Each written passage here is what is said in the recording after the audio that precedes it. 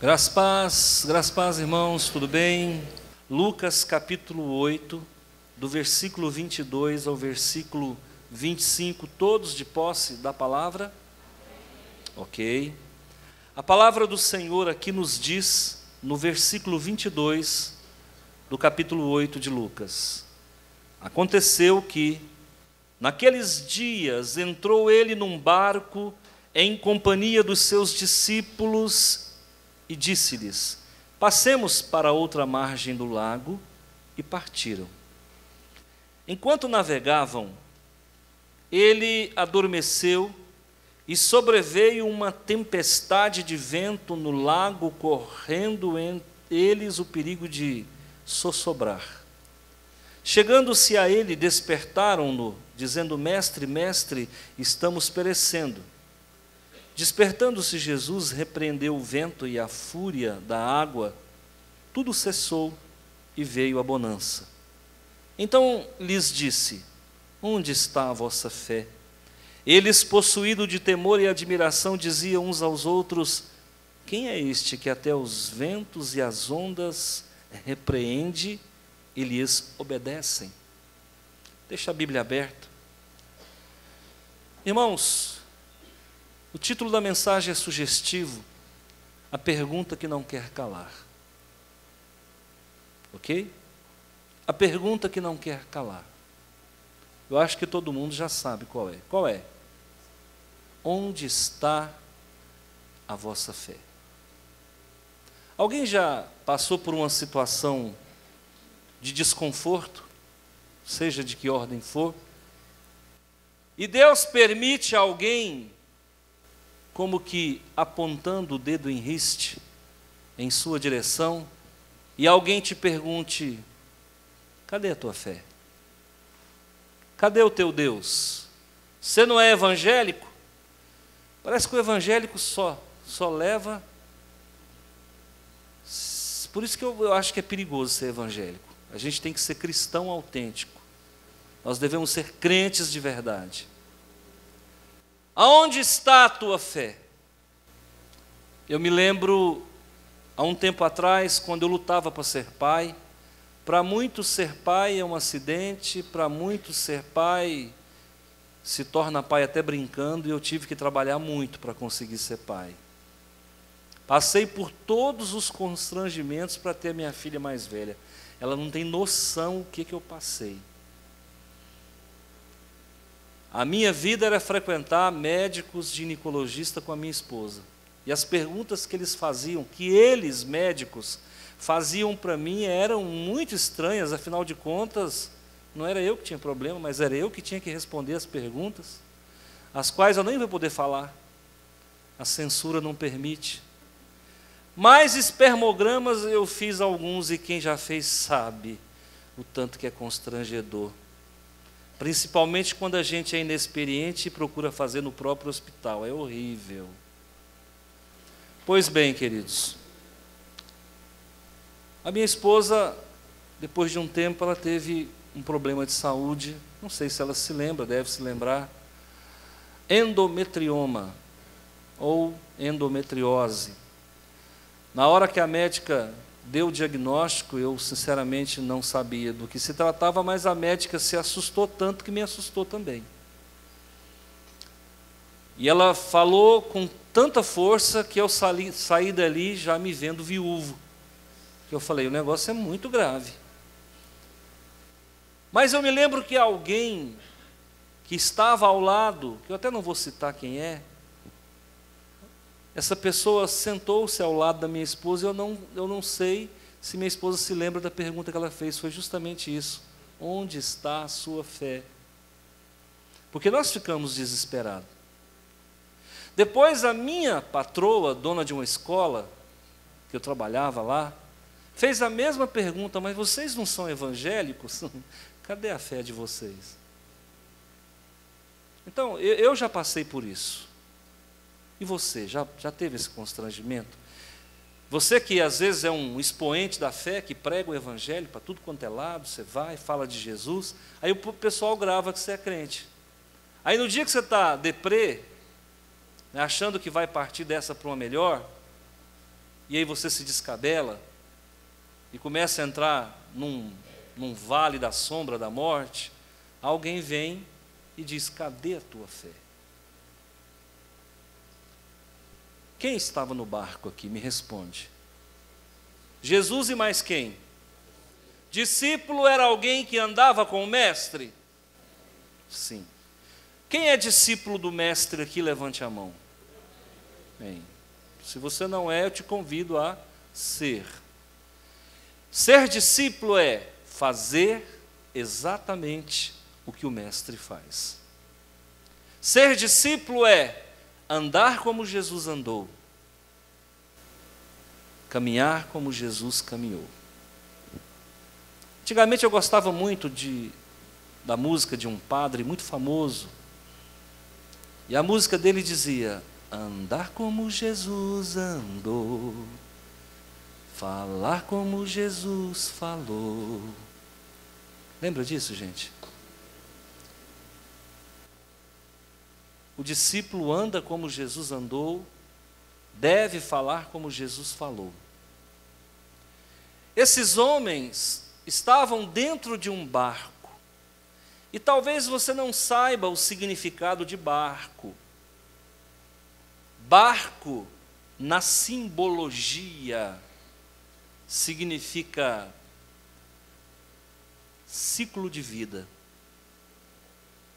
Jesus colocou os discípulos dentro de uma barcaça, de uma estrutura, que simboliza o ciclo da vida. No ciclo da vida, alguém já te perguntou onde está o teu Deus? Onde está a tua fé? Jesus fez essa pergunta. Foi o próprio autor da fé, que guardou a fé no coração de todos nós, que agora pergunta: onde está a fé que eu plantei no seu coração? Você é terra fértil do Senhor, amém? Se você é terra fértil do Senhor e recebeu a semente da fé, que é um dom de Deus, aonde ela está que você não está cuidando dela? Barco significa ciclo de vida. E na nossa trajetória nós vamos nos encontrar com muitas situações adversas. A verdade é que a minha esposa foi curada daquele problema, tirou um ovário, e mais uma vez o Senhor fez grandes coisas. Eu não sei quem está passando por problema de saúde aqui, mas se você parar para pensar, o Senhor já te deu vitória, porque muitos no seu lugar talvez já teriam morrido. Tem gente que morre por muito menos. De vez em quando eu fico sabendo de pessoas que morrem, que você fica tentando entender de que ele morreu. Pastor, o fulano entrou no hospital andando, de repente ele morreu. Morreu de quê? Não, nem os médicos não sabem de que ele morreu. Me lembro a história de uma conhecida que a parente dela operou, fez uma cirurgia de varizes, uma cirurgia até mais estética do que necessária talvez, normal, cirurgia. Após a cirurgia, terminou a anestesia, ela sentou na cama para tomar a primeira sopa após a cirurgia e morreu. Segundo os médicos, um coágulo se formou. Pelo fato dela estar deitada, o coágulo não se movimentou. Quando ela então senta na cama, o coágulo entope uma veia, uma artéria, uma válvula, sei lá. Morreu. Nós temos que saber aonde depositamos a nossa fé para momentos como esse. No dia 1º de fevereiro de 1974, a cidade de São Paulo viveu uma das maiores catástrofes que o país já viu. Um edifício chamado Joelma, ele se incendiou.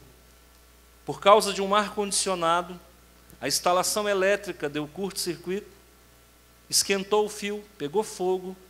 No 12º andar, 191 pessoas morreram. 300 pessoas ficaram feridas.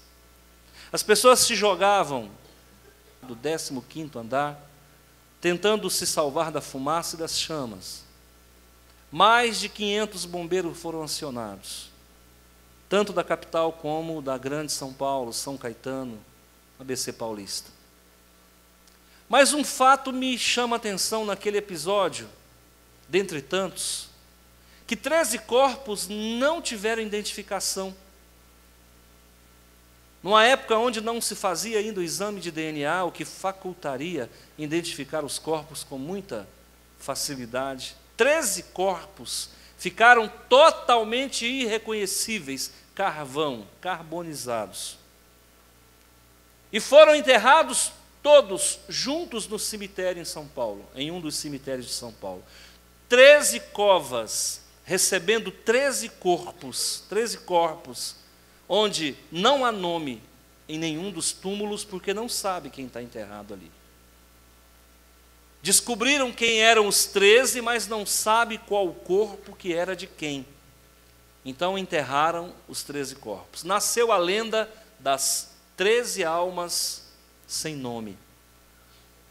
Se você for em São Paulo, nesse dito cujo cemitério, você vai encontrar as 13 lápides, as 13 catacumbas, e ali, sobre cada catacumba, você vai encontrar um copo d'água. Porque diz a lenda que elas morreram em grande sofrimento, pedindo água. Então hoje você vai lá, você vai encontrar em cima de cada túmulo, todos de mármore preto, granito preto, você vai encontrar copos d'água. E por que existem copos d'água? Porque as pessoas fazem romarias, fazendo procissão e pedindo milagres às 13 almas sem nome. E pasmem, muitos milagres foram feitos, muitos milagres foram executados por essas almas penadas, literalmente penada. Aonde está a tua fé? Existem no meio evangélico, pasmem, por isso que eu falo que ser evangélico não é tão seguro. No meio evangélico existem pessoas que ainda ouvem horóscopo. Você que é de virgem, eu sou de virgem. Sou de virgem, segundo decanato de virgem, dia 11. E eu gostava, irmãos, quando o professor Omar Cardoso, quem lembra? Só eu mesmo, né? Pois é, não saía de casa sem ouvir o meu horóscopo. Hoje não. Mas há relatos que existem cristãos, crentes da gema, que ainda perdem tempo com isso. Caixinha de promessa. A pessoa vai num escritório qualquer, tem uma caixinha de versículos, só versículo bom. Você nunca vai tirar um versículo que vai criar vergonha na sua cara, vai orar mais.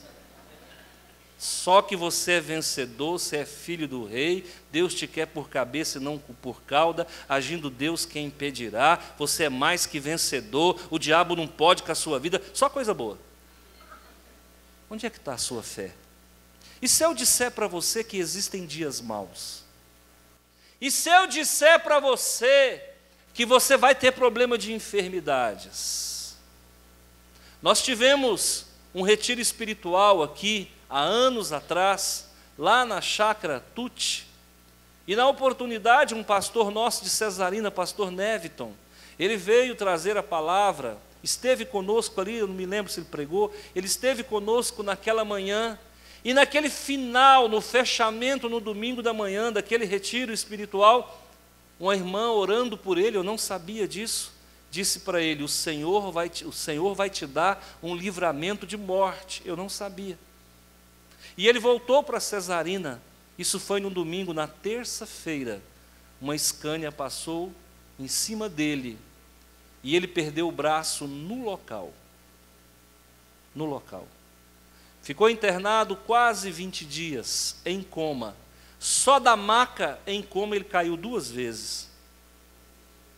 Por fim amarraram ele na maca, porque a enfermeira disse que nunca viu uma pessoa em coma cair da cama, ainda mais 2 vezes. ele foi embora e eu tenho certeza que ele colocou a fé dele em Jesus. Aonde está a sua fé? No ciclo da tua caminhada, você vai passar por grandes dificuldades. Vão morrer parentes, vai ter dificuldade financeira, alguém que te deve pode ser que não te pague, e várias outras intempéries o Senhor vai permitir na tua vida. Um Deus que não poupou nem o filho dele, por que ele vai poupar a gente? É ou não é? Vamos ver detalhes dessa história? O que nós podemos tirar aqui? Aconteceu que, num daqueles dias, interessante isso aqui, não importa o dia, não importa a hora, o mal não marca horário, não marca data, a dificuldade nos visita quando nós menos esperamos. Oh Senhor, mas agora, tinha que ser agora, irmão, tinha que ser agora. Esse é o dia que o Senhor fez para você vencer mais uma dificuldade da tua vida. Aconteceu que, num daqueles dias, entrou ele num barco em companhia dos seus discípulos. Jesus não andava sozinho. E os discípulos tinham a certeza de Jesus junto com eles. Você tem a certeza de que Jesus anda contigo? Você tem convicção de que Ele está ao teu lado nesse exato momento? Passemos para a outra margem do lago e partiram. Que lago é esse? Lago, começa com Genezaré. Genezaré, parabéns. Mar da Galileia, Mar de Tiberíades, Lago de Genezaré. Mar não é mar coisa nenhuma, é lago mesmo, de água doce. Um lugar de 13 por 20, 13 quilômetros por 20. Esse mar está até hoje lá. É uma região pesqueira, grande fonte de renda marítima, de alimento para quem vive às margens do lago. Passemos para outra margem do lago. Versículo 23. Enquanto navegavam, ele adormeceu e sobreveio tempestade de vento no lago e correndo perigo de sossobrar. Correndo perigo de... O que é isso? Afundar. Afundar. Então vamos lá? Vamos tentar entender isso? Jesus estava com os seus discípulos. Acredito eu que existiam 13 pessoas dentro daquele barco. 12 mais 1, 13. E aí Jesus entra e dorme. Deus dormindo? Deus dorme? Tem uma música que fala assim: os sonhos de Deus jamais vão morrer, não é? Primeiro que Deus não dorme. Para dormir, para sonhar, tem que dormir. Mas esse Deus aqui estava dormindo. Por que esse Deus estava dormindo? Porque esse Deus era 100% homem. Andros, homem. Homo, homem. Esse Jesus que estava aqui habitava em carne, como eu e você, e a Bíblia diz que ele era 100% homem e 100% Deus. Ele passava a noite orando. Dá sono, irmãos. Passa a noite orando, que você vai saber o que é fome e o que é sono. Jesus dormiu. E a tempestade, eu acho que a tempestade ficou atrás de uma onda qualquer, olhando a hora que Jesus dormia. Ou será que essa tempestade foi mandada? Eu acho que essa tempestade até estava ligada a forças espirituais contrárias à obra de Deus. Porque foi só Jesus dormir, o inimigo se levanta na forma de tempestade, e vem então uma grande tempestade. Agora, eu acho que era grande mesmo, porque até pescador assustou. Você sabe que pescador não assusta fácil com chuva, com onda, com marola. E os pescadores se assustaram. Pedro, extremamente experiente, André estava lá, irmão de Pedro, filho de Jonas. Esses homens eram muito experientes. João era experiente no mar. E aí, irmãos, veio a tempestade, e ela não veio sozinha, ela veio com vento, e começou possivelmente a entrar água dentro do barco. Chegando-se a ele, despertaram-no dizendo: mestre, mestre, estamos perecendo. Colocaram a interrogação: estamos morrendo, mestre. Vamos lá. Essa frase, mestre, mestre, estamos perecendo, ela denota 3 coisas. Primeiro, ansiedade. Segundo, desespero. Terceiro, perigo eminente de morte. Jesus acordou. Eu acho até que Jesus estava sonhando conosco nessa noite. Ele acordou, e eu não sei se Jesus é igual eu. Se eu estiver dormindo, aquele sono gostoso, e você me chamar do jeito que chamaram esse menino aqui,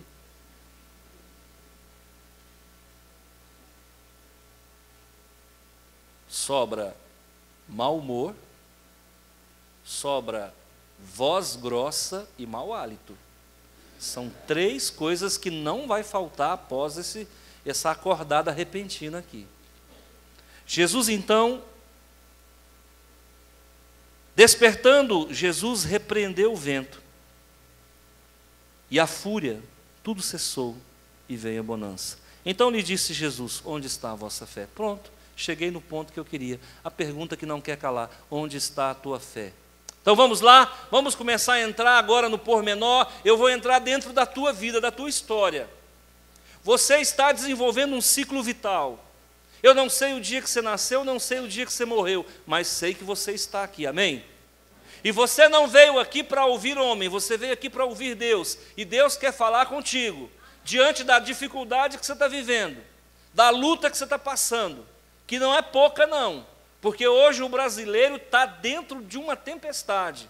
Hoje o povo brasileiro está vivendo uma luta, uma ciranda financeira danada, está vivendo problemas na sociedade, problemas espirituais, está vivendo os piores dias da humanidade. Um relativismo sem fim, um ateísmo sem fim, uma idolatria sem fim, a coisa não está bem, e o barco que você está, parece que Deus está dormindo.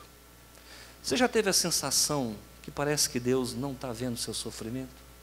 Quem já teve, faz assim.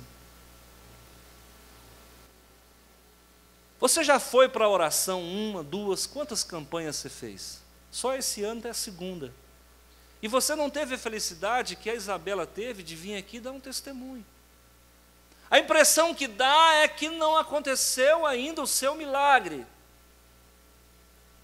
Um tempo atrás, nós fizemos uma campanha, na outra igreja ainda, e tinha uma irmã que estava conosco naquela época, hoje não está mais, e eu falei para ela: minha irmã, vem para a campanha, vamos fazer uma campanha, vamos exercitar a nossa fé, vamos tirar essa fé do calabouço, e vamos colocá-la brilhando diante do Senhor. Ela falou: beleza, pastor, eu vou. E aí foram vários dias de campanha, eu não me lembro agora quanto tempo. Terminou a campanha, eu fui na casa dela visitá-la. Ela falou: pastor, eu fiz a campanha, não aconteceu nada, piorou. E começou a me contar alguns prejuízos que ela havia tido. Quer dizer, Deus continua dormindo. Ela colocou eu e Deus na mesma vala. A sua campanha não resolveu nada e o nosso Deus não fez nada por mim. Parece que Deus está dormindo às vezes, né? Deixa eu te fazer a pergunta. Quando o rei Dario colocou Daniel na cova, se tem um que não dormiu naquela noite, foi o próprio Deus. O próprio rei Dario não dormiu aquela noite. O próprio Daniel não dormiu aquela noite. O próprio leão ou os leões não dormiram naquela noite. Os leões descobriram um dom que tinha para lamber. Eu acredito que eles lamberam Daniel a noite inteira. Lambida de leão. Porque Deus fez com que eles virassem gatinhos bem manhosos. Meu irmão, quando Deus está calado, ao contrário do que muita gente pensa, Ele está operando. Porque o nosso Deus não é um motosserra que para trabalhar tem que acordar a vizinhança inteira. O nosso Deus não é uma britadeira. Quando foi para construir esse templo aqui, tinha que socar isso aqui, tinha muito cascalho aqui. Aí o pedreiro falou, servente não quer mais fazer isso aqui não, de ficar socando. Eu falei, tá, e quem é que vai fazer? Ele falou assim, não, você vai ali, loca uma máquina, chama pé de sapo. E eu fui lá, não sabia nem o que era isso. Falei, moço, tem pé de sapo aí? Eu falei, esse homem ainda vai danar comigo. E aluguei esse pé de sapo. Quando eu vi, era um mutreco desse tamanho. Pensa num negócio esquisito. Eu não sabia se aquilo era de subir em cima, se aquilo era de sair puxando igual carrinho, não sabia o que era aquilo. E aí trouxe. E o negócio era tão forte, mas tão forte, que quando ligava ele, irmão, a vizinhança inteira acordava. Essa máquina faz muito barulho, Deus não faz. Aí o menino ligou a máquina, e a máquina era tão forte que em vez da máquina pular, era ele que ficava pulando, irmãos. De tão forte que a máquina era. O nosso Deus não é barulhento, Ele trabalha no silêncio, aprenda isso. E na verdade, quando Deus parece estar dormindo, irmãos, Ele está simplesmente permitindo, às vezes, a adversidade chegar, porque se Deus não der uma afrouxada na vigília, nem o mal se aproxima e não tem como Deus testar a sua fé. Onde está a sua fé quando parece que Deus está dormindo? Será que o Senhor vai ter que levantar alguém para dizer, cadê a tua fé, você não é crente? Será que o Senhor vai ter que usar mula para falar contigo? Então, põe uma coisa no teu coração, o nosso Deus é um Deus que está acordadinho da silva.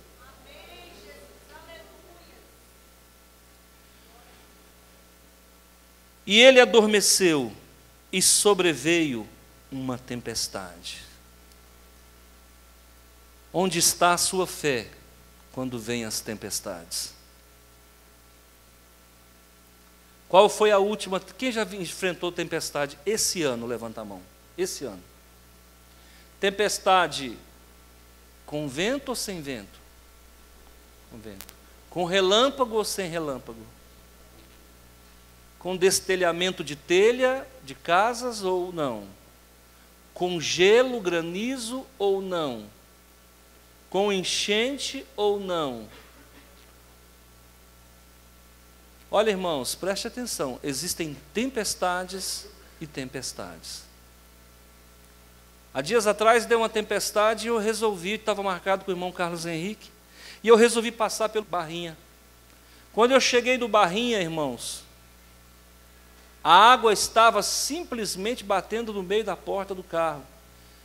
Eu falei, mas que projeção, que projeto é esse aqui, irmãos?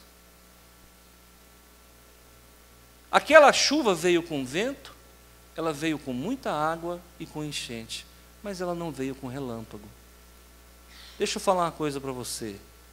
Deus vai mandar uma chuva para você, na medida do que você precisa, para exercitar a sua fé. Se muita água for suficiente, Ele manda somente muita água. Se precisar de um ventinho aí para soprar a tua vela, fica tranquilo que Ele vai mandar um ventinho. Se precisar de uns relâmpagos como fogo de artifício, Ele vai mandar para você também. Fica tranquilo, é a necessidade do freguês. Mas uma coisa você pode ter certeza, Deus é contigo. Se passares pelo fogo, não te queimarás. Se passares pela água, não te afogarás. Você precisa exercitar a tua fé, e a nossa fé não se exercita dormindo, só Ele pode dormir, nós temos que enfrentar a dificuldade. O vento vai balançar, o barco ele vai quase naufragar, vai entrar talvez água no teu barco, mas o Senhor é contigo. Ponha isso no seu coração. No dia que eu fui assaltado, eu nunca tinha sido daquele jeito, nunca tinha sido com revólver. Deus sempre fala comigo. Umas 2 vezes antes, bem antes, que eu corri perigo de ser assaltado, o Senhor me avisou. Nitidamente eu vi que eu seria assaltado e eu consegui sair. Nesse dia, irmãos, eu fui igual uma gazelinha do campo, caí nas mãos dos malfeitores, e o mais interessante é que na hora eu não esperneei, eu não chorei, eu não me desesperei, até me desconheci. Desci da moto, entreguei a chave, o revolvinho, um negocinho desse tamanho, assim, apontado para a cabeça. Eu olhei bem dentro do olho dos rapazes. Um sentou na moto, ficou olhando para mim, para trás, e eu em pé, ele já montado na moto, mandou colocar tudo no chão. Eu rapidamente coloquei. Na hora que esses moços aceleraram a moto, que foi embora, que eu me vi sozinho no escuro, que até então nem vi que estava escuro. Aí, meu irmão, aí eu vou falar para você, aí a ficha caiu. E aí no desespero, eu falava, meu Deus, aí um dado momento o Senhor fala para mim. Eu falei, Senhor, me roubaram a moto. Ele falou, ora agora, você não orou ainda. E aí eu disse pouca coisa, eu só falei para ele assim, Senhor, nas madrugadas eu não fico acordado para dar trabalho para ninguém, eu fico conversando com o Senhor. São 11 horas da noite, trava essa moto aonde ela estiver. Aonde eles estavam, eles foram pegos. Quando eu cheguei lá, no caminho de Santa Helena, lá estavam eles, algemados. O soldado me chamou e fala, vem ver o tamanho do brinquedo. Irmão, Deus não dorme não. Pode vir a dificuldade que vier na tua vida, não sai um tiro contra você. Viu? Deus às vezes usa situações bem estranhas até para abençoar a gente.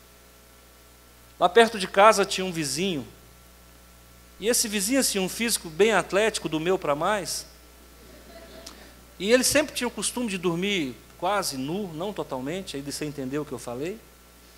E um dia, por volta da meia-noite, ele deu sede, e não faz como eu, que levo o copo de água para o quarto.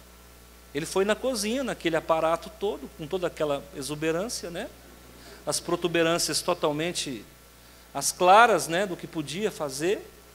E o infeliz do ladrão entrou justamente no momento em que ele estava naquela zona de desconforto, na cozinha, uma meia penumbra, a luz de algum lugar acesa, então ficou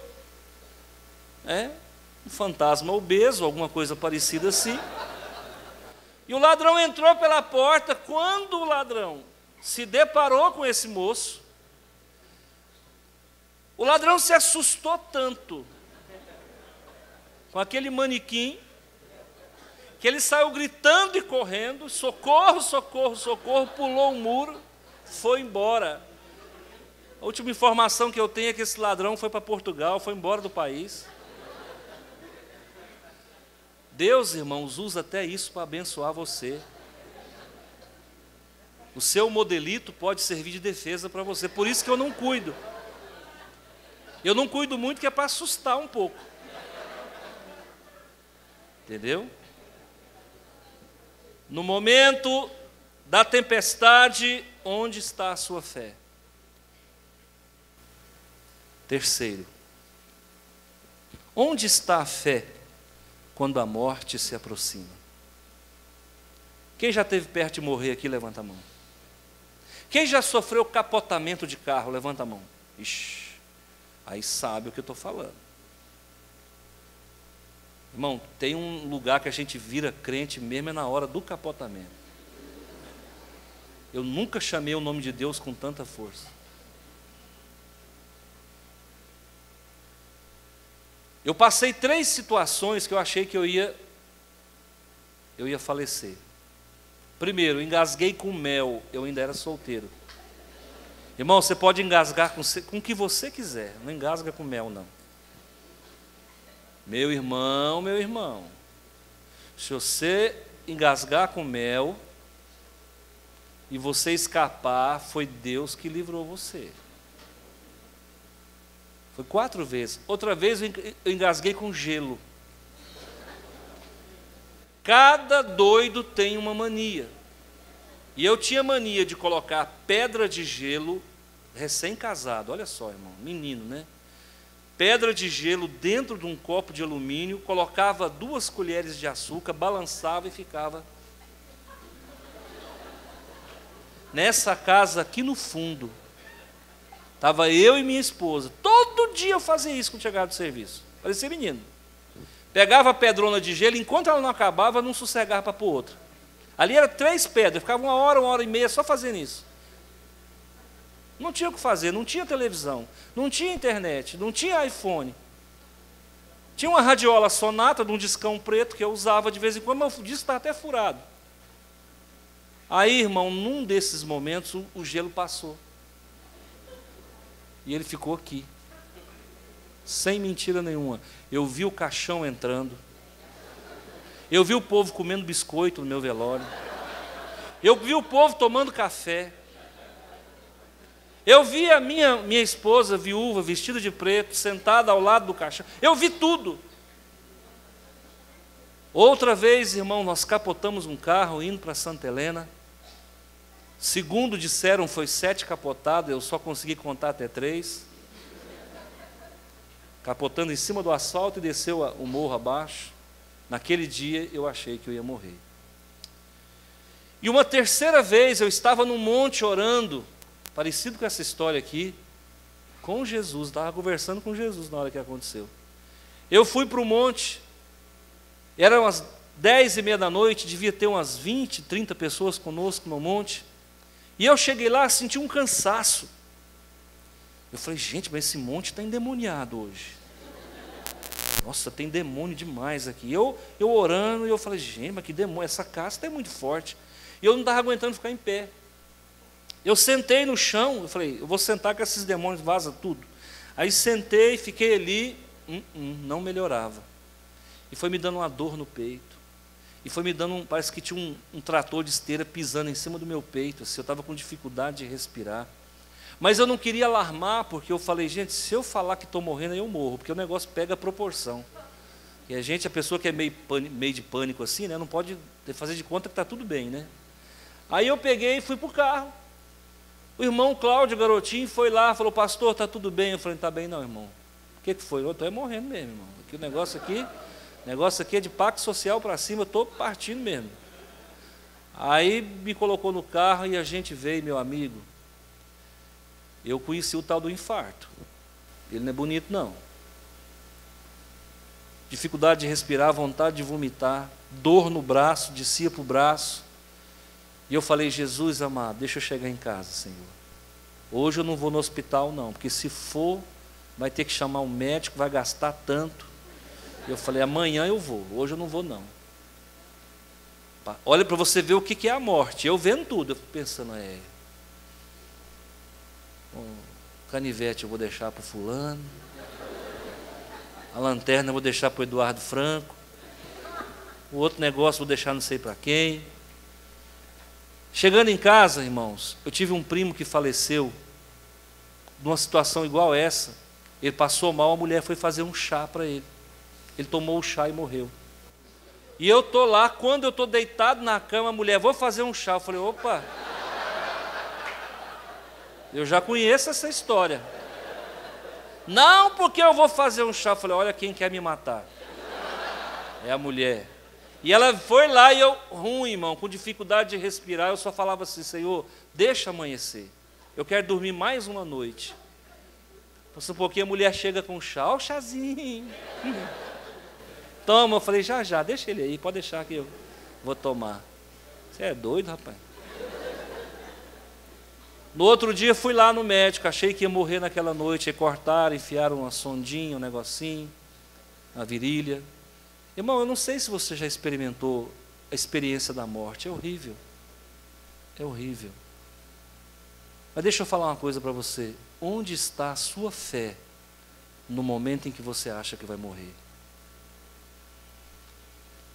Em quem você deposita a sua fé? Você fala com Deus naquele momento? Você confia que o Senhor pode te tirar de mais uma? Você acredita que Deus ainda pode te conceder mais 15 anos de vida? Ou você se entrega para a morte. O rei Ezequias estava com um tumor exposto, a ponto de que colocaram uma pasta de figo sobre o tumor que estava externo ao que parece. E ele vira a cara para a parede e fala: Senhor, fala com Deus, irmão, no momento da dificuldade. Porque tem gente que fica murmurando: Senhor, por que comigo? Senhor, o bonitão da balachita está lá, não passa por nada, só eu que estou aqui. Não, irmão, não fala isso não. Fala: Senhor, eu te sirvo há tantos anos. Pai, eu tenho ajudado a tua obra. Porque, irmão, o dia mau vai chegar para todos nós. Senhor, eu tenho servido ao Senhor. Eu tenho ido ao culto, eu tenho procurado ajudar a construir tua obra, tenho pregado o evangelho, não tenho fugido do Senhor, eu tenho feito Setebã, Senhor, eu tenho orado pelo pastor, orado pelas crianças, orado pela igreja, orado pelo meu vizinho, enfim, eu estou procurando fazer a tua obra. Coloca na presença do Senhor o teu currículo. Porque o nosso Deus é um Deus, irmãos, que faz com que a sua bondade dure 1000 anos. E aí, queridos, o Senhor me livrou de pelo menos 4 situações onde eu já deveria ter partido. Porque enquanto não chegar o teu dia, o Senhor não te levará. O Senhor está me falando aqui que existe alguém aqui dentro que está achando que vai morrer, que está achando que chegou a hora. O Senhor manda dizer: ainda não. Ainda não. E ele diz mais: eu é que digo a hora. Eu é que digo a hora.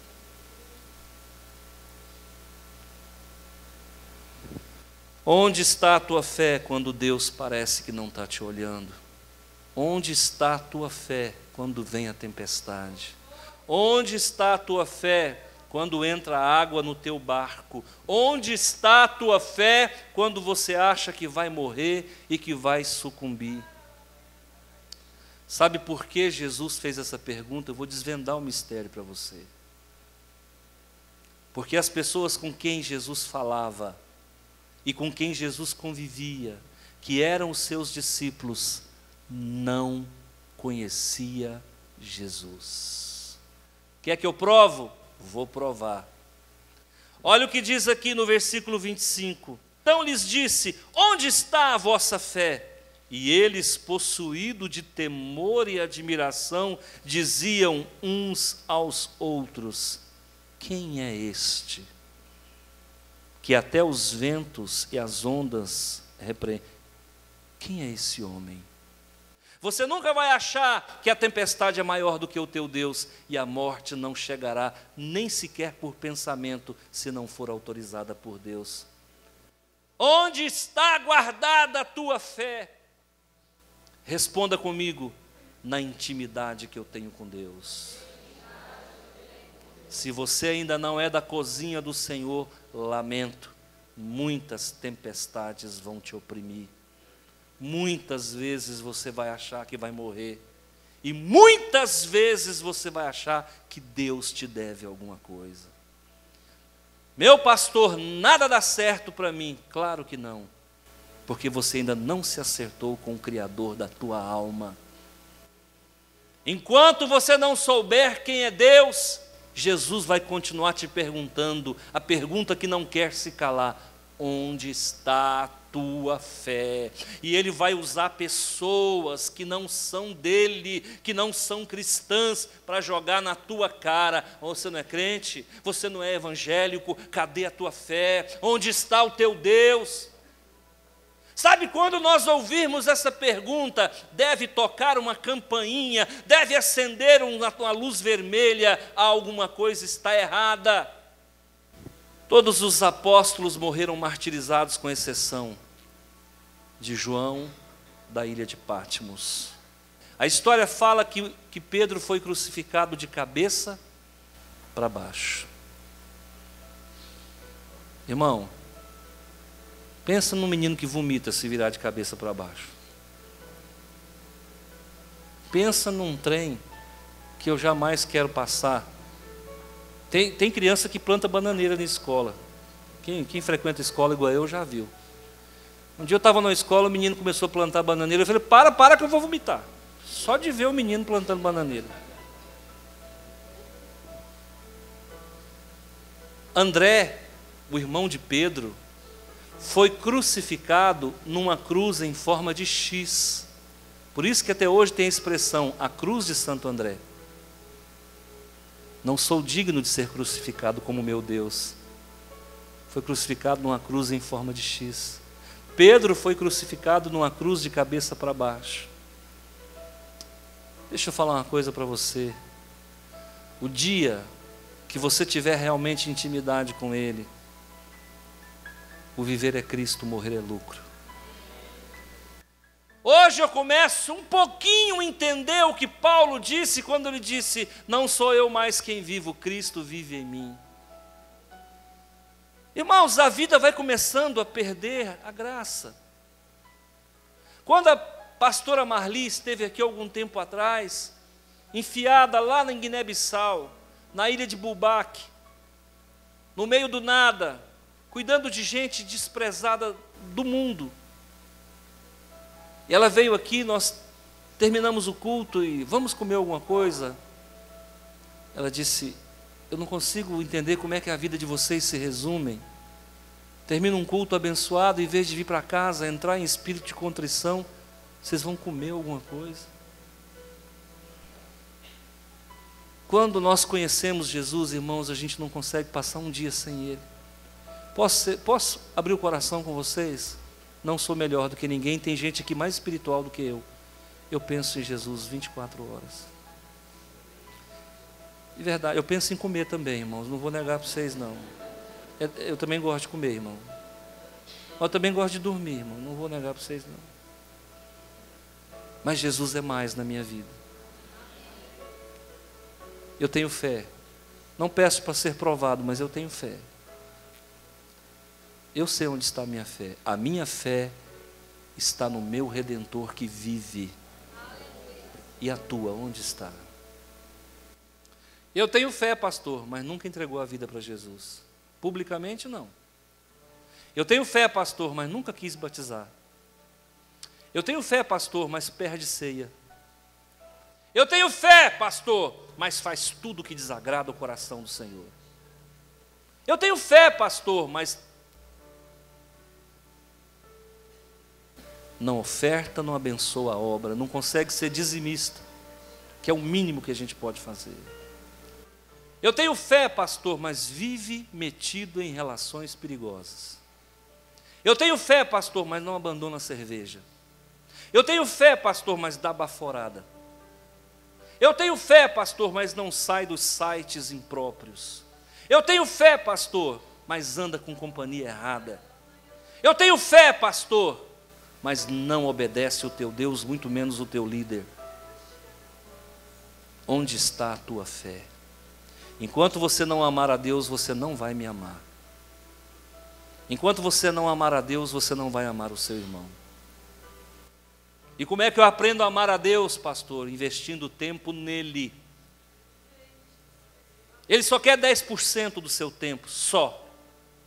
Só 10%. E eu disse no último culto, e vou dizer para encerrar. Jesus viveu 30 anos para a mãe. E 3 anos para Deus. Jesus começou o seu ministério com 30, morreu com 33. Faça como Jesus, dê pelo menos 10% do seu tempo para Deus. Jesus levou 39 chibatadas. E alguns estudiosos dizem que Jesus realizou 39 milagres. Para cada milagre que Jesus realizou, foi uma chicotada. Esse é o preço do amor do teu Deus. Quem é este homem? Aquele que levou 39 chicotadas. Quem é este homem? Aquele que às vezes faz de conta que está dormindo para ver a tua reação. Quem é este homem? O Criador do céu e da terra. Quem é este homem? Aquele que derramou a última gota do seu sangue numa cruz infame entre ladrões, E quando desceu, não tinha onde ser sepultado.